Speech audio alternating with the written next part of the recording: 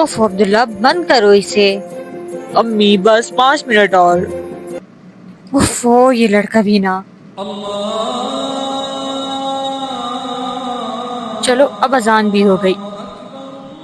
جی جی جا رہا ہوں نماز پڑھنے۔ امی گیٹ بند کر لیں۔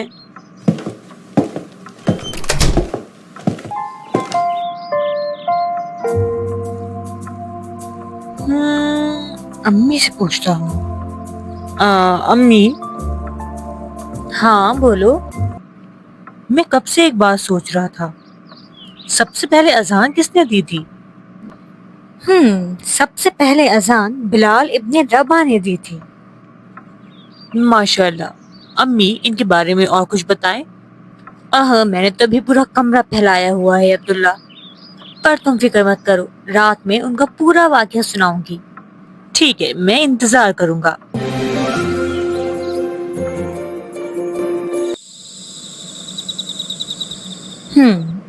تو یہ کہانی ہے بلال ابن رباح کی، جنہیں تاریخ بلال حبشی کے نام سے جانتی ہے۔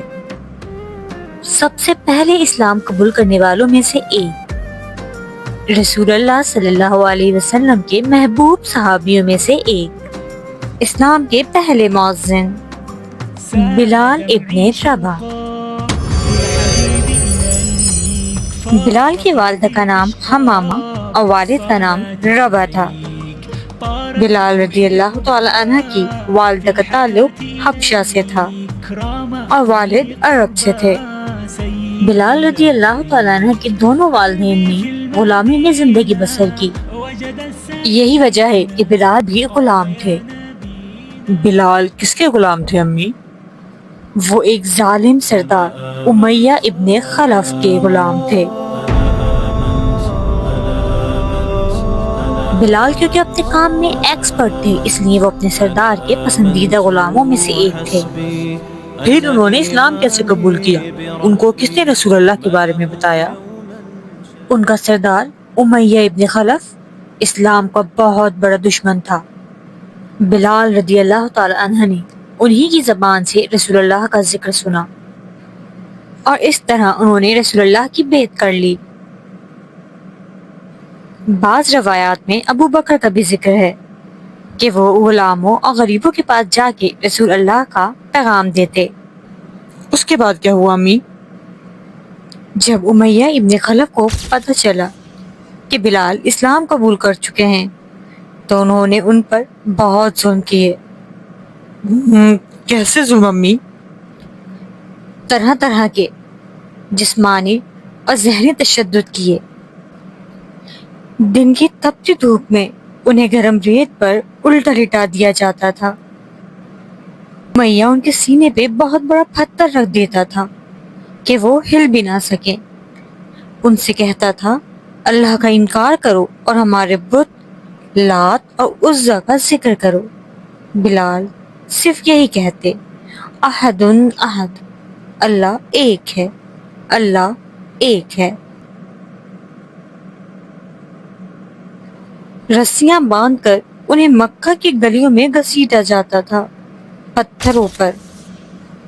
روایتوں میں ہے کہ انہیں جلتی ہوئی ریت اور کوئلوں پر بٹھا دیا جاتا، انہیں کھانے پانی سے بھی محروم کر دیا تھا تاکہ وہ ایک اللہ کی وحدانیت سے رک جائیں اور رسول اللہ کا انکار کریں۔ ان سب کے بعد بھی وہ پیچھے نہیں ہٹے؟ بالکل نہیں، انہوں نے کفر کے آگے اپنا سر نہیں جھکایا۔ ماشاء اللہ۔ اس وقت بلال کی کسی نے مدد کیوں نہیں کی؟ ایسا بالکل نہیں تھا۔ ابو بکر رضی اللہ تعالی عنہ، ابو بکر نے کافی دفعہ کوشش کی کہ وہ امیہ سے بلال کو خرید کر انہیں آزاد کر دیں، پر امیہ نہیں مانا۔ لیکن جب امیہ نے دیکھا کہ بلال تو پیچھے ہٹنے کو تیار ہی نہیں ہے، تب انہوں نے ابو بکر سے بلال کا سودا کر دیا۔ ابو بکر نے بھاری رقم ادا کی بلال کو آزاد کروانے کے لیے۔ اس کے بعد بلال آزاد ہو گئے؟ اس کے بعد بلال نے وہ زندگی گزاری جو شاید ہر مسلمان کا خواب ہے۔ ہر وقت رسول اللہ کے ساتھ رہتے۔ جب رسول اللہ کو اکیلے یا تنہا رہنا ہوتا تب بھی بلال ان کے ساتھ ہی ہوتے۔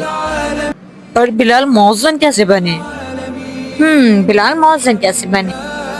جب رسول اللہ نے نماز کے لیے لوگوں کو جمع کرنے کا ارادہ کیا تو سوچا کوئی چیز ہونی چاہیے جس سے لوگوں کو نماز کے وقت کا پتہ چل سکے۔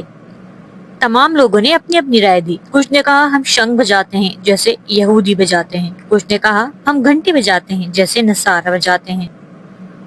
پھر ایک صحابی عبداللہ بن زید نے رسول اللہ صلی اللہ علیہ وسلم کو اپنا خواب بتایا۔ انہوں نے بتایا کہ مجھے خواب میں ایک شخص نے یہ الفاظ سکھائے ہیں، اور انہوں نے یہ کہہ کے پوری اذان رسول اللہ کے سامنے سنا دی۔ رسول اللہ صلی اللہ علیہ وسلم نے خواب پسند فرمایا اور کہا یہ حق ہے، اور حکم دیا کہ یہ الفاظ بلال رضی اللہ تعالیٰ عنہ کو سکھا دیے جائیں۔ تو وہ اس طرح مؤذن بنے۔ یہ تو بہت خوبصورت کہانی تھی۔ ایمان والوں کی کہانیاں ایسی ہی ہوتی ہیں۔